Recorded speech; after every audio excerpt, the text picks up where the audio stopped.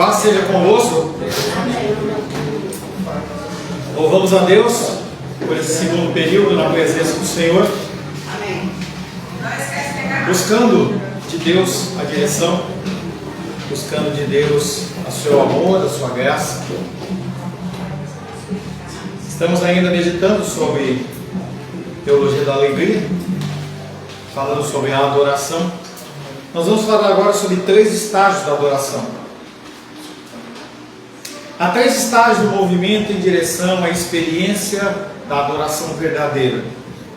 Se forem de fato o estágio do caminho da alegria plena nele. Então, o princípio básico é estar feliz, estar pleno, grato a Deus. Sem isso, não existe adoração. E aí nós vamos começar do fim para o começo.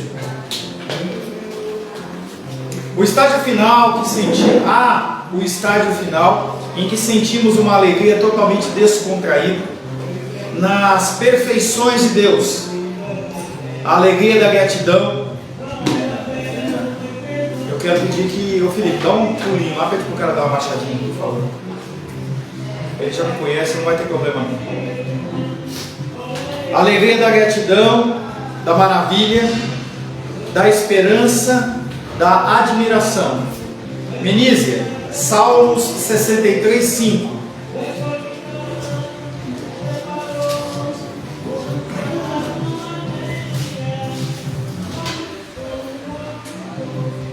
Como de banho de gordura farta-se minha alma, com júbilo nos lábios a minha boca te louva.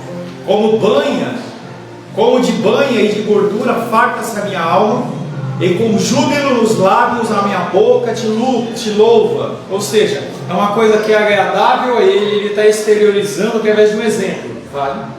Qual foi a referência? 65? Salmos 63, verso 5. Nesse estágio estamos satisfeitos com a excelência de Deus e transbordamos com a alegria da sua comunhão. É o banquete do prazer cristão, é o último estágio, é onde realmente nós nos alegramos de tal maneira na presença do Senhor que nós não queremos sair mais da sua presença. Em um estágio anterior que desfrutamos com frequência, não sentimos plenitude, mas anseio e desejo. Você ainda não chegou no limite, mas você está a caminho dele. Já tendo experimentado o banquete antes, lembramos da bondade do Senhor, mas ele ainda parece distante. Então, quanto mais nós vivemos na presença do Senhor, mais essa experiência da alegria plena nele é algo que nós vivemos todos os dias. E por você viver todos os dias, você sempre vai querer repetir aquela experiência. É como um alimento que nós gostamos, alguma coisa que nós comemos, que nós gostamos, nós pensamos na próxima vez, e chega a nós estabelecermos hábito. Então você está acostumado no domingo comer um macarrão com a família, ou você comer a pizza de tal dia, você estabelece uma frequência tal, porque aquilo te é agradável. Salmos 42, verso 5. Vamos? Salmo 42, 5. Quem leu feminino? É uma das duas, não sei se vocês conseguem ler, senão é o Felipe. 42, 5. Salmos 42, 5, desculpa. Por que estás abatido, a minha alma? O que te perturbas dentro de mim? Espera em Deus, pois ainda o louvarei a Ele. Tá? Então desculpa, Felipe. Meu auxílio e Deus meu. Tá? Então é esse conflito dentro do nosso coração, que você já experimentou o que é bom, você está passando algo que é mal, mas você traz a memória, que foi aquele exemplo que eu dei para vocês antes do intervalo. Meu coração se encheu de preocupação e tristeza ao ver o valor da fatura, e aí você vai acalmando, lembrando da presença do Senhor, você traz à memória salmos que trazem esperança, e aí você começa a substituir novamente a preocupação, a ansiedade pelo prazer da presença dele. Porém, no momento, o nosso coração não está fervoroso, ainda está em luta, está em conflito. Mesmo que isso não atinja o ideal de adoração e esperança vigorosa e sentida, ainda é uma grande honra a Deus, porque está movendo você, Deus está vendo você lutando contra o seu anseio da carne. A nossa carne ela não vai deixar de existir. Enquanto você estiver aqui na terra, você vai ter dificuldades emocionais e espirituais de confiança no Senhor. Isso é com todos os seres humanos, exceto Jesus Cristo. Todos os seres humanos vão passar por isso. Não há plenitude da nossa confiança. Honramos a água de uma fonte da montanha, não apenas com ar satisfeito de bebermos, mas também pelo anseio sedento de sermos satisfeitos. Ou seja, você sabe que há algo melhor. Você, apesar de estar trilhando um momento de escassez, um momento de aridez, você sabe que tem algo melhor, você já viveu aquilo. E aí você continua buscando essa situação. Na verdade, esses dois estágios não podem ser separados do verdadeiro crente, porque toda satisfação nessa vida ainda está permeada de anseio, e todo anseio genuíno já saboreou a água da vida que satisfaz. Ultimamente, Deus tem se agradado em manter minha alma faminta, quase constantemente, de modo que tenho estado cheio de um tipo de dor agradável. É um dor de eu preciso mais de Deus, eu preciso fazer alguma coisa. Comentei com vocês há uns 2 meses atrás, talvez um pouco mais, em que eu estava fazendo uma revisão de um vídeo que nós estávamos para postar, e aí o pastor ele falava assim, eu não consigo ficar sem estar pelo menos, depois do meu devocional, tirar pelo menos 1 ou 2 horas de oração e meditação. Eu falei, cara, por que ele consegue e eu não consigo? Por quê? E aí eu simplesmente coloquei no meu relógio, e eu paro 11 horas e vou até o meio-dia buscando a Deus. Tenho um tempo de pequeno descanso, de 10 minutos, para acalmar o meu coração da agitação. E aí depois eu vou orar, vou ler a palavra, vou meditar no Senhor. E é um tempo de renovo. E poderia ser mais, poderia ser mais. Quando nós pensamos nos cristãos sul-coreanos, por exemplo, eles acordam super cedo. Acordam 3 horas da manhã, 2 horas da manhã. Vão orar, vão ter locais especiais lá para eles orarem. E eles ficam e começam o dia e vão orar e vão trabalhar. Então a gente tem essa ideia na nossa mente que a nossa sociedade, ela não permite que nós tenhamos tempo de adoração ao Senhor, porque não, eu tenho que fazer isso, eu tenho que ver o saldo do banco, eu tenho que olhar o WhatsApp, e se a pessoa precisar? Não, gente, a gente pode começar o melhor, a gente deve começar o nosso dia na presença do Senhor. E durante o dia também lembrar dele.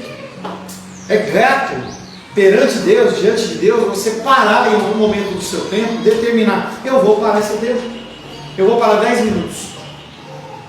As situações que são emergenciais na nossa vida, elas são ímpares.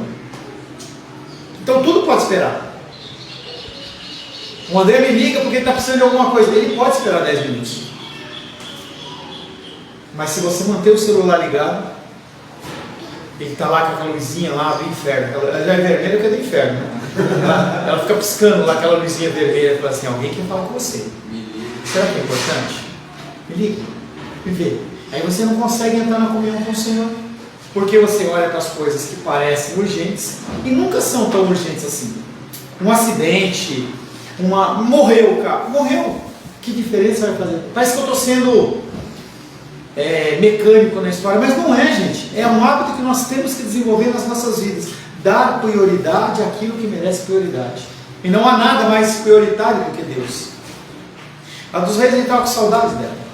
Tinha um mês que mais ou menos que ela não veio com a gente, pelo menos. Não mais.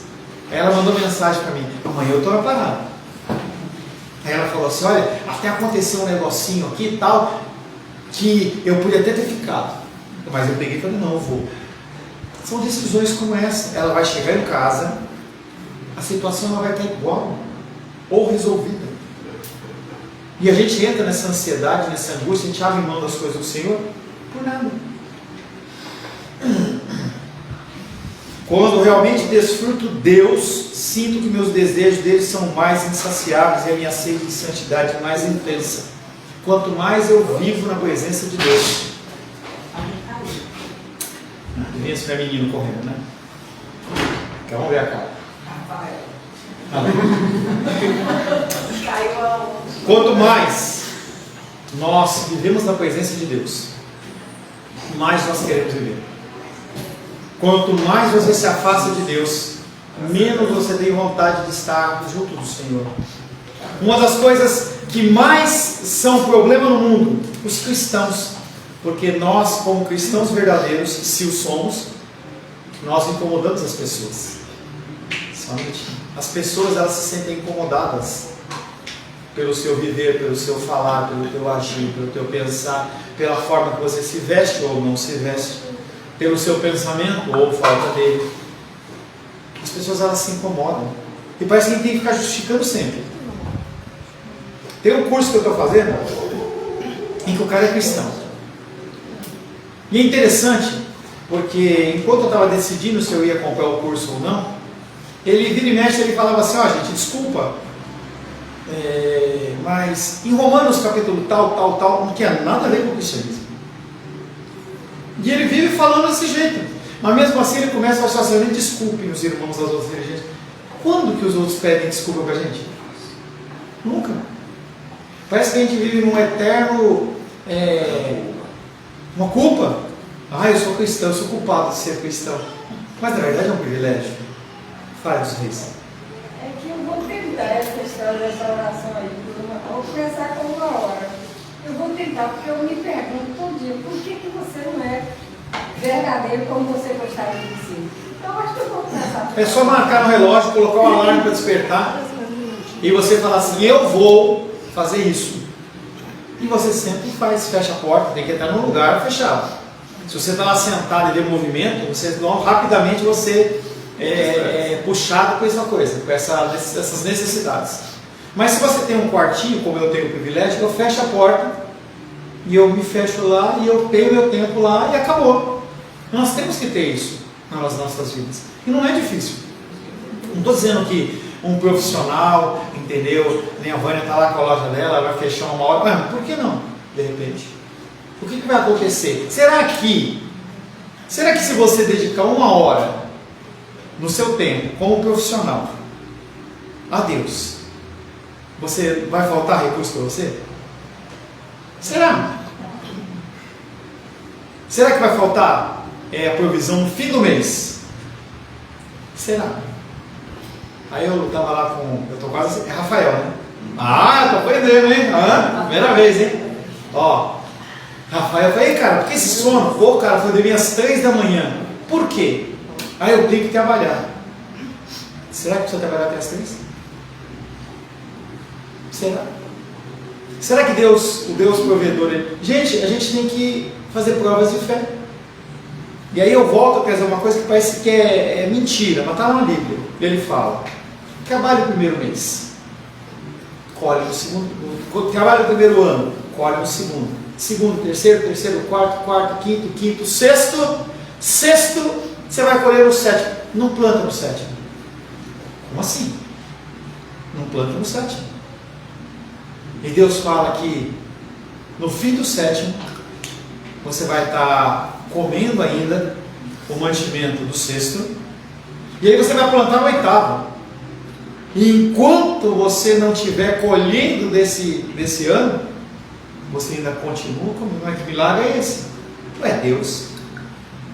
Talvez a gente deva fazer essas experiências na nossa vida, para ver se realmente... Felipe, se a gente for chamar ele aqui, de vez em quando ele esquece, mas ele tem alguns testemunhos que ele já me ligou, em que ele fala: poxa, eu defini que ia fazer tal coisa, tal hora eu ia, independente do que tivesse, ele saía. Pastor, falei que ia fazer assim, e eu fiz, e não é que eu vendi tudo?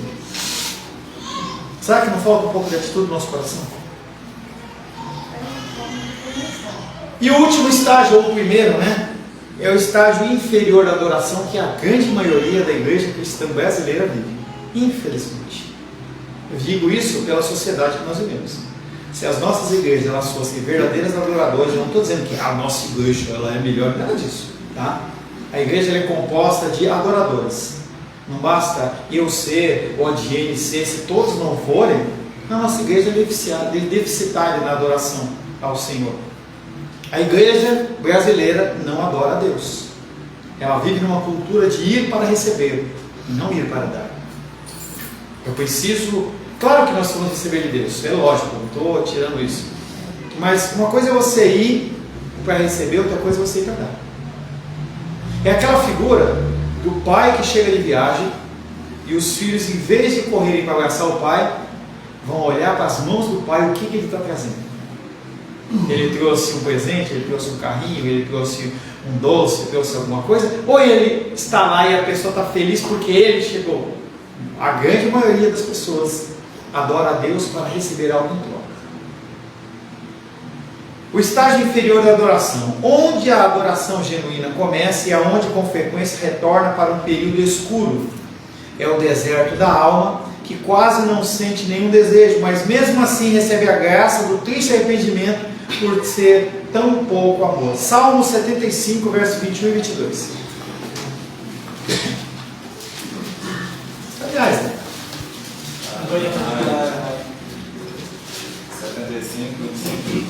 75, 21 e 22. Salmos. Não tem 21 e 22, vai até o 10. 75. Ah, peraí, então eu devo estar anotando errado. Esse é 74, então. Não, quando o coração, eu tenho anotado aqui. Deixa eu ver se eu identifico qual que é. Peraí. Salmo 75? Não tem. Ué, só pra você não Só tão grande. Peraí que eu vou achar.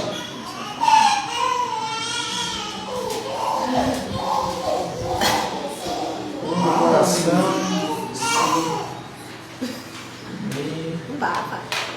Não é o versículo 9, né? Peraí, que eu vou achar.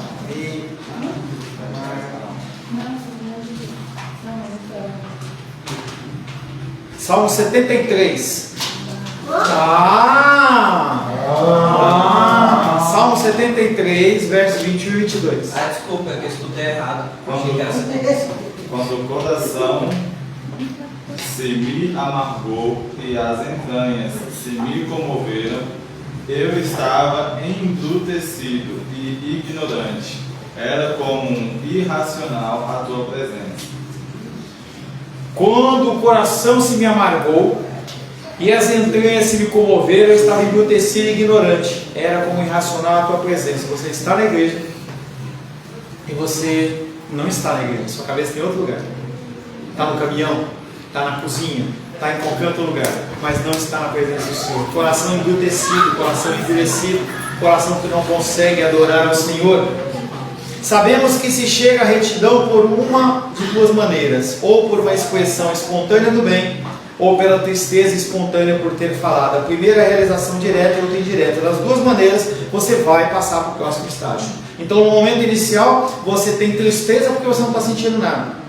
No outro você está com uma alegria plena por ter satisfeito em Deus e você quer mais da presença dele.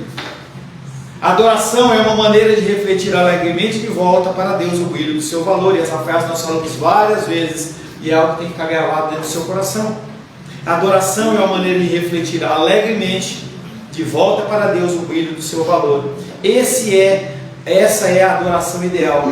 Deus com certeza é mais glorificado quando nos alegramos em sua magnificência do que quando somos tão pouco tocados por ela que quase não sentimos nada e apenas desejamos fazê-lo, mas fazemos isso como se fosse na vontade da nossa força. Então Deus ele é muito mais elevado, ele é muito mais honrado e glorificado quando você faz o que você faz com a alegria do Senhor. Você tem sentido alegria de estar na presença do Senhor? Você não consegue nem falar amém.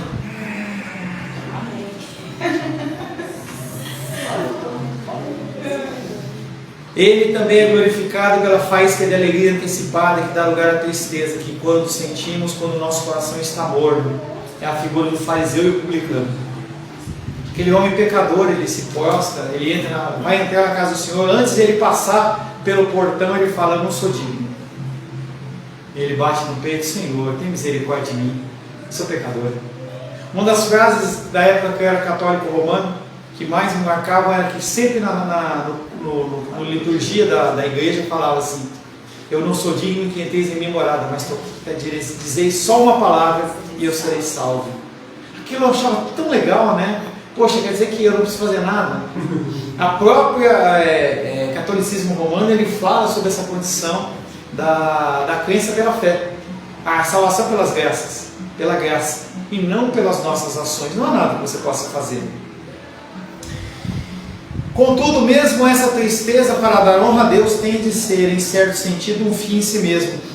mas não que leva a um lugar melhor, mas que deve ser real e espontânea. A sua tristeza de estar na presença de Deus e não sentir nada, deve ser alguma coisa real. Você tem que entender que se você não está sentindo nada, e algumas pessoas estão na presença do Senhor e não sentem nada. Isso também glorifica a Deus, porque a pessoa está sentindo tristeza, ela não está morta. Ela não é uma pessoa morna, não é uma pessoa que não sente nada. Ela sente algo, ela está viva.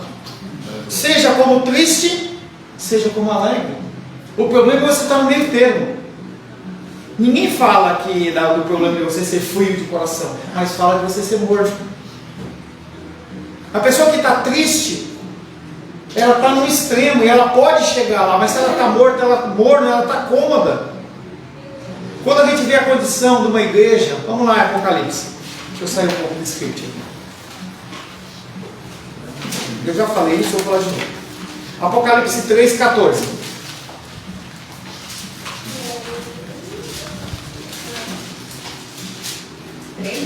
3. 1, 2, 3.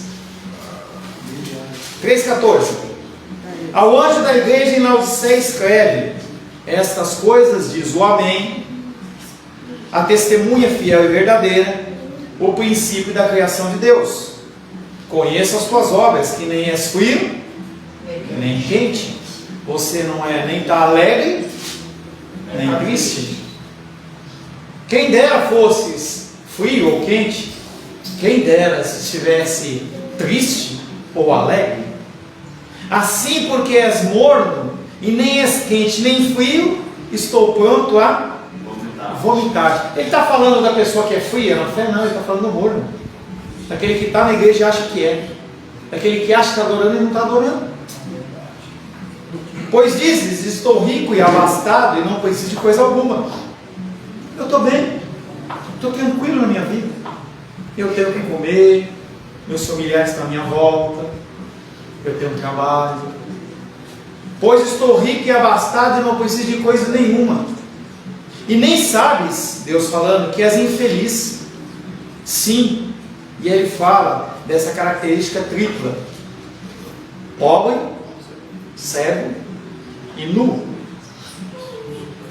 Aconselho-te que de mim compres ouro refinado pelo fogo, para te enriqueceres, vestiduras brancas para te vestires, a fim de que não seja lhe manifesta a vergonha da tua nudez, e o colírio para ungires os olhos, a fim de que vejas.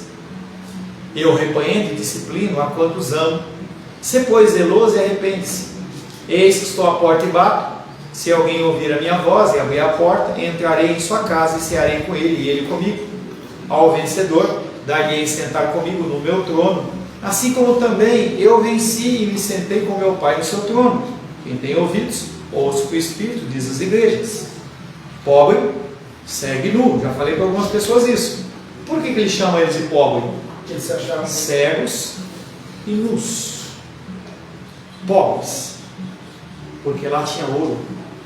Era uma região muito rica. Eles tinham muito. E aí Deus fala: esse dinheiro de vocês não vale nada. E aí ele fala deles como cegos. Eles são cegos porque haviam clínicas oftalmológicas naquela época. E eles não tinham problema de visão. Estou com problema de visão?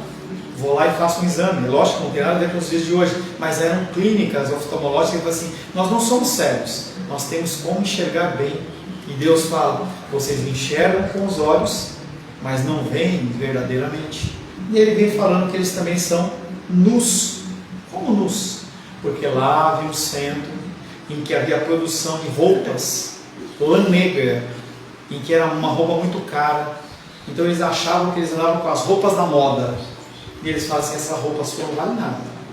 Então, a gente vê a condição desse povo da Laodiceia aqui, que é exatamente essa condição. São pessoas que não são tristes e nem alegres, mas acham que está tudo certo, que está tudo bem. Esses não são adoradores, e não vão se tornar adoradores, a menos que o Senhor intervenha de uma maneira maravilhosa, miraculosa. A glória que carecemos não pode ser refletida em uma tristeza calculada. Eu vou ficar triste agora, ou eu vou ficar alegre agora, ou agora para que eu possa fazer tal atividade, eu vou agir de uma maneira diferente. Isso é engano. Eu aprendi quando a gente ia fazer visita, que a gente tinha que se preparar para fazer uma visita. Então eu vou fazer uma visita para a irmã Diana, eu tenho que jejuar. Que coisa meio sem sentido, não é porque que eu vou para fazer uma visita e eu tenho que jejuar e não tenho uma vida de jejum e oração. Eu tenho que estar sempre pronto. Não existe isso de eu me preparar. Eu vou ficar sem comer agora. Parece que você recebe um bônus, né? Deus te dá uma arma diferente. Não existe isso, gente. Você tem que ter uma vida de jejum e oração todo o tempo todo. E eu vou falar hoje à noite dentro de um tema muito delicado que chama a volta de Cristo. Que fala que é como um estralar de dedos. Não é algo que acontece, vai ser anunciado, olha, vai começar a mudar o céu. Não, acontece. Vai acontecer. Está chegando. Se você tiver que falar, Jesus, espera um pouquinho que eu vou me preparar. Não vai acontecer. Não há tempo de preparação. O tempo de preparação é hoje. É você enquanto você está vivo. Quem tenta lamentar-se deliberadamente jamais estará triste. E tem muitas pessoas que acham que a tristeza ela pode ser criada dentro do meu próprio coração. Agora eu vou ficar triste. Isso aconteceu na igreja primitiva. As pessoas elas começaram a querer ser mártires com os apóstolos. E começaram a procurar onde tinha perseguição. Onde tem perseguição? Porque eu quero morrer em nome de Cristo. E as pessoas iam e morriam. Não tinha valor nenhum. Isso é coisa do ser humano. Inimigo moral da adoração. Concluo dessa meditação sobre a natureza da adoração que a revolta contra o prazer matou o espírito. Hoje está. Concluo dessa meditação sobre a natureza da adoração que a revolta. Não precisa fazer nada, não fala mais nada não, tá? Deixa. Concluo dessa meditação sobre a natureza da adoração que a revolta contra o prazer matou o espírito de adoração em muitas igrejas e corações. A noção difundida de que ações de elevada moral precisam estar isentas de interesse próprio é um grande inimigo da verdadeira adoração. As pessoas elas acham que elas não podem estar felizes. Então, vamos estabelecer um ministério de adoração. Aí eu pego um monte de menina, coloco uns vestidos, coloco uns caras com uns colãozinhos, e os caras ficam dançando, e ensaiam, e isso é adoração. Onde está na Bíblia isso? O que é que Deus realmente deseja de um verdadeiro jejum? Sim, você tem que se abster de alimento, a gente fala sobre isso. Mas a palavra de Deus fala também que o verdadeiro jejum é você libertar os cativos, visitar os presos, alimentar aqueles que têm fome. Isso é o verdadeiro jejum. É aquilo que realmente agrada ao Senhor. Você pode ter um tempo na presença do Senhor, você pode te deixar de alimento. Nunca viu esse versículo, irmã? Você está com a cara desse estado? Entendeu? Digita aí alguém no celular, eu vou procurar isso aqui. Meu pai, põe o verdadeiro jejum alguém digita no celular, tá? Adoração é o ato moral mais elevado que um ser humano pode fazer. Assim, a única base e motivação para ela que muitas pessoas podem conhecer é a noção de moralidade como execução desinteressada do dever. Ou seja, eu faço a adoração ao Senhor porque eu quero, porque eu preciso, não porque me foram comissionados para fazer isso.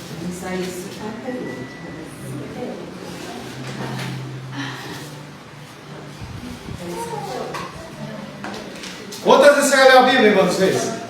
Nunca leu esse versículo? Não, pode. Eu estou brincando com você. Achou já não? Qual? O celular falou. 58 o quê? Clame com amor. Versículo, por favor. 6. 58:6. Abre aí, gente. Isaías 58:6.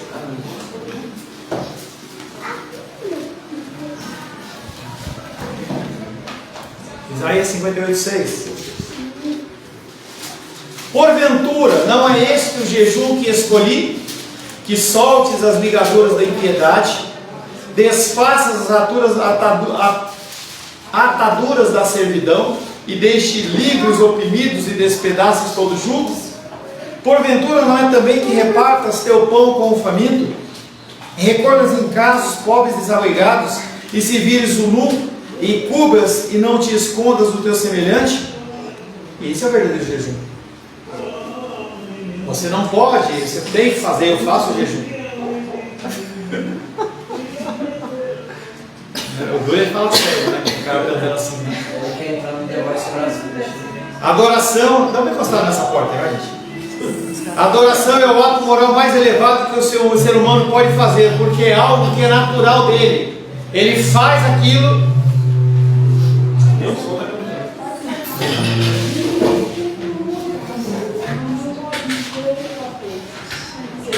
Ele faz aquilo porque é natural do seu coração. A adoração é uma festa natural do nosso coração. Você pode até programar, mas aquilo que é feito assim, meio de forma espontânea, ele é muito mais gostoso, muito mais legal. Nem Deus, nem minha esposa são honrados quando celebramos os dias importantes do nosso relacionamento por senso e dever. Eles são honrados quando me delicio neles. Por isso, para honrar a Deus em adoração, não devemos buscá-lo desinteressadamente, por medo de vir a ter alguma alegria na adoração e assim arruinar o valor moral do ato. Nós temos que buscar a Deus porque nós precisamos, tem que ter alegria no nosso coração, é desejo, é vontade. Se você vem à casa de Deus na marra, não venha, fique em casa. Se você vem à casa do Senhor sem desejo de estar na casa do Senhor, exceto os nossos jovens, tá? Eles ainda não têm direito a isso. Luísa, Gabriel e Rafael não têm direito a isso, tá? Mas quando tiver 18 anos, 19 anos, eles vão vir se quiser. Ontem, na reunião das mulheres, eu estava lá fazendo a palavra, aí eu desci para procurar a Luísa, e ela falou que não ia. Eu falei, Luísa, não estava. Deve ter saído do caminho. Quando ela chegou, a Rosângela falou assim, eu falei assim, legal, né, Lula, que você foi lá. Aí a Rosângela falou para ela, assim, você foi porque seu pai mandou, né? Ela falou, não, eu fui porque eu quis. Isso é adoração ao Senhor. Isso é adoração ao Senhor. E foi uma decisão dela. Vai haver um momento em que eu não vou obrigá-la, e você talvez não a veja aqui. E não é algo que eu vou forçar, porque a salvação é individual. E se ela não construir isso na vida dela, ela vai continuar um cristão refém dos pais, ou do pai ser pastor, ou qualquer outra coisa. E não é o objetivo, porque em algum momento ela vai constituir família, se Deus assim permitir. E tudo isso é uma caminhada. Devemos buscá-lo objetivando o prazer, do mesmo modo que um servo sedento busca um ribeiro, precisamente pela alegria de ver e conhecê-lo. Quando o salmista diz que assim como a corça anseia por águas, assim sou eu em relação à palavra, é como você tem que se sentir. E aí quando você chega na igreja, você precisa tomar água, né?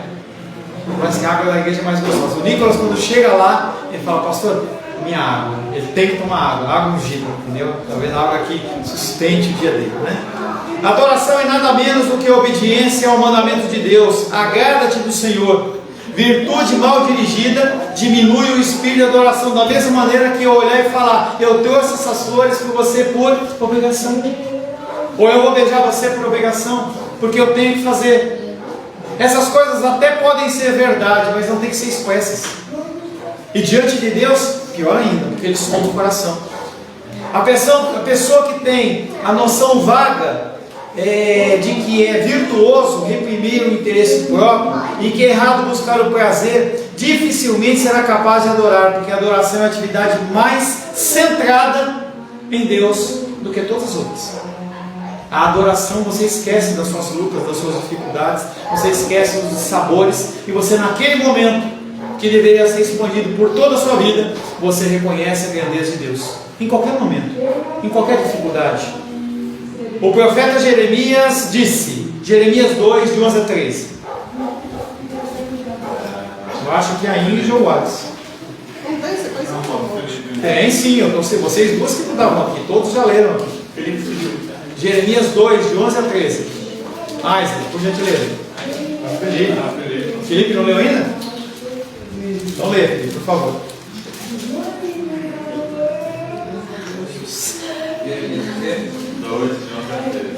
Jeremias 2, de 11 a 13.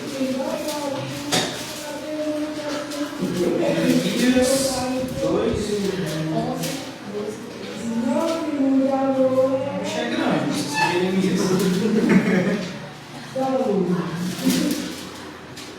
11 ao 13, né?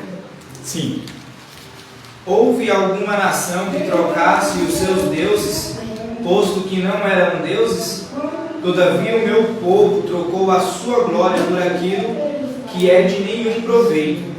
Espantai-vos disto, ó céus, e horrorizai-vos, ficai estupefatos, diz o Senhor, porque 2 males cometeu o meu povo. A mim me deixaram um manancial de águas vivas, e cavaram cisternas rotas, que não retêm as águas. Tá, então o profeta Jeremias está falando sobre essa troca de glória. Não é só o abandono da glória. Aquele que tem o coração morno, ele adora alguma coisa. Nós sempre adoramos alguma coisa. Ou adoramos a Deus ou qualquer outra coisa. Tem pessoas que adoram o seu trabalho, o seu pet, o seu emprego, o seu caminhão, o seu celular. Tá? São coisas que nós adoramos. O que nós damos mais importância é aquilo que ocupa a adoração do nosso coração. Quanto mais nós falamos de uma coisa, mais aquilo que nós adoramos aquilo. É um ídolo no nosso coração. Ídolos têm que ser quebrados. Deus ele não divide a adoração dele com mais ninguém. E o que Jeremias está falando é que o povo de Israel, no movimento antes do cativeiro babilônico, eles estavam trocando a glória de Deus por outras coisas. E ele fala: tem um poço cheio de águas, e eu vou cavar um poço que não tem águas. Eu vou me dedicar nesse poço que não me alimenta, não resolve o meu problema. Falamos na semana passada do contexto da mulher lá no poço, dentro da pregação de 2 Pedro, em que a mulher está conversando com o Messias e ela ainda está querendo água só para matar a sede dela. Uma água que você toma e toma de novo, e toma de novo, e toma de novo. Algo que vem de Deus é algo que não acaba nunca, é uma coisa que vai fluir no nosso coração para sempre. É uma mudança que não é algo que você vai e volta, ou você é ou você não é. Ou você muda ou não muda. Ou você transforma ou não transforma. Os céus eles ficam espantados e chocados quando pessoas abandonam rapidamente sua busca de prazer e se acomodam com cisternas rachadas. Você ouve a palavra, sabe que Deus ele é poderoso, você vem dar testemunho, fala do amor de Deus e no outro dia você está lá jogado, triste, não acredita mais. Não acredita mais. Quantos de vocês têm passado por isso? Que confiam em Deus no domingo à noite, adoram ao Senhor, comigo de manhã cantam, falam aleluia, e quando vem a luta e dificuldade, murmura. Os anjos olham e falam assim: não acredito que o pastor Paulo fez isso de novo. Ele tem sido abençoado, tem sido provido, tem uma família abençoada, todo mundo com saúde, não tem ninguém doente, tem um lugar para morar. Pô, Deus ele deu tudo para ele, ele está murmurando. Imagina se ele fizesse como fizeram com Jó. Pronto, acabou a questão. Os céus eles ficam espantados e chocados quando pessoas abandonam rapidamente a busca do prazer verdadeiro e se contentam com coisas humanas e coisas passageiras. Semana que vem, se Deus assim o permitir, nós vamos falar sobre o contexto de que o problema não é que nós nos contentamos, nós queremos demais. O problema seu não é que você quer demais, é que você se satisfaz com pouco. O que você recebe, que não é nada, tá bom para você. Não sei se nesse texto na semana que vem, ou no texto da noite, eu não lembro. Ele fala aqui como se Deus colocasse você diante do pico Everest, o pico mais alto do mundo, e falasse assim: é tudo seu. E aí eu e Rosângela, que moramos em São Paulo um tempo, é a mesma coisa que colocar a gente diante do pico do Jaraguá, ou alguma pessoa, que um monte de pessoa, que nem é monte, né? Você fala: isso está bom para mim. O teu problema não é que você quer muito, o seu problema é que você está satisfeito com pouco. Deus ele tem tanto a mais para te dar. Não pense em carro, não pense em casa, não pense em bem. Deus tem tanto mais para te dar e você está satisfeito com pouco. Sabe quando você vai na churrascaria e o cara começa a servir aquele monte de batata para você? E aí você mete a cara nas batatas, e aí em vez de comer a carne que vem suculenta, você enche a barriga de batata, na hora de comer você não tem satisfação. Exatamente a figura nossa como cristão. Amém, queridos? Amém. Senhor, te louvamos, te adoramos e bendizemos. Pai, reconhecemos que somos satisfeitos com o pouco. Sabemos, Pai querido, que o Senhor tem muito mais para nós. E mesmo assim, Pai querido, Nós nos relegamos, Pai, a viver de uma maneira pobre, uma maneira, Pai, que não glorifique e exalte o Teu nome, Pai. Queremos pedir, Pai querido, que o Senhor mude a nossa vida, mude o nosso coração, mude o nosso entendimento, para que nós possamos ser realmente verdadeiros adoradores, que o adore em espírito e em verdade. Gere em nós, Pai, a alegria de estar na Tua presença. Que nós, Pai querido, anseiamos em relação a estar na Tua presença. Que nós possamos olhar para o próximo como nós mesmos e amar a Deus sobre todas as coisas. Oramos em nome de Jesus. Amém. Graças a Deus.